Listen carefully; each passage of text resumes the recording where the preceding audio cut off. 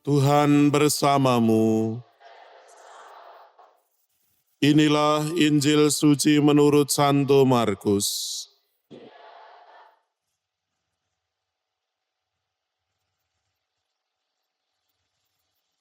Pada suatu hari Yesus naik ke atas bukit. Ia memanggil orang-orang yang dikehendakinya dan mereka pun datang kepadanya. Ia menetapkan 12 orang untuk menyertai dia dan untuk diutusnya memberitakan Injil dan untuk menerima dari dia kuasa mengusir setan. Ke-12 orang yang ditetapkannya itu ialah Simon yang diberinya nama Petrus, Yakobus anak Zebedeus dan Yohanes saudaranya, yang keduanya ia beri nama Boanerges, yang berarti anak-anak guru. Selanjutnya Andreas, Filipus, Bartolomeus, Matius, Thomas, Yakobus anak Alfeus, Tadeus, Simon orang Zelot, dan Yudas Iskariot yang mengkhianati dia. Demikianlah sabda Tuhan.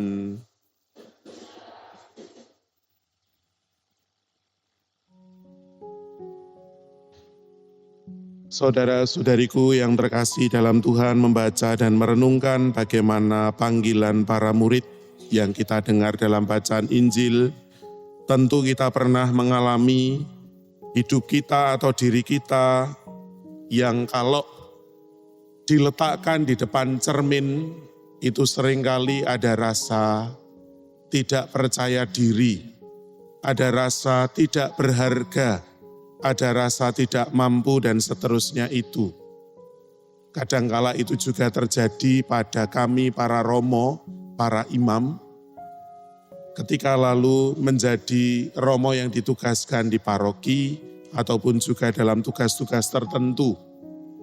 Kadang ada rasa, siapa sih saya ini sehingga saya mengatakan nasihat ini kepada umat pada saat pengakuan dosa. Siapa sih saya ini sehingga saya kok kemudian mengatakan hal-hal seperti dalam homili atau khotbah. Padahal belum tentu hidup saya itu sesuai. Belum tentu hidup saya itu lebih baik daripada apa yang saya ucapkan dalam homili, di dalam khotbah, ataupun juga nasihat pada saat penerimaan sakramen tobat. Tetapi bahkan menurut bacaan Injil pada hari ini, rasa-perasaan yang demikian itu ternyata diterima oleh Tuhan. Artinya panggilan para murid itu tidak berasal dari panggilan seorang yang sejak dari awal itu sudah merasa dirinya sempurna. Kita mengerti bagaimana panggilan para murid.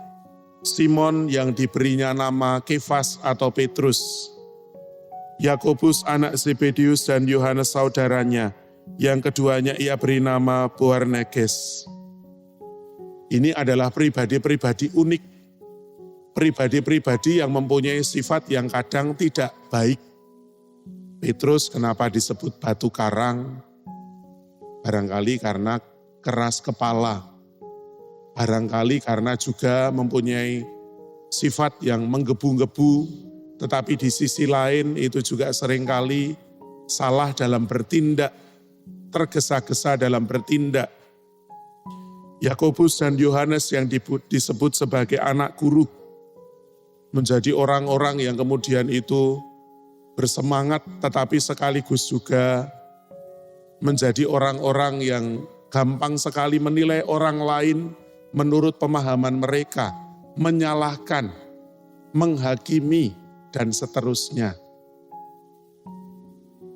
Bacaan Injil yang kita dengarkan ingin mengatakan kepada kita semua, bahkan para murid pun dipanggil dalam sifat dan keterbatasan serta kelemahan mereka.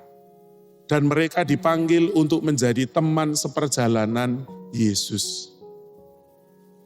Bacaan Injil menunjuk bagaimana kita semua pun juga dipanggil menjadi teman seperjalanan Yesus dengan segala keterbatasan kita.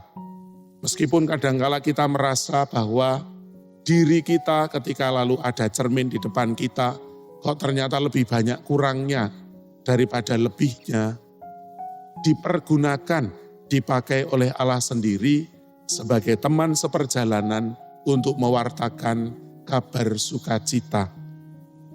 Maka ibu bapak, saudara-saudariku yang terkasih dalam Tuhan, seperti Santo Fransiskus dari Sales, juga dipanggil sebagai murid-murid Tuhan untuk mewarta. Sedari awal hidupnya menjadi teman seperjalanan. Menjadi teman itu artinya menjadi sejajar. Kita tidak dipanggil untuk berada di depan Yesus.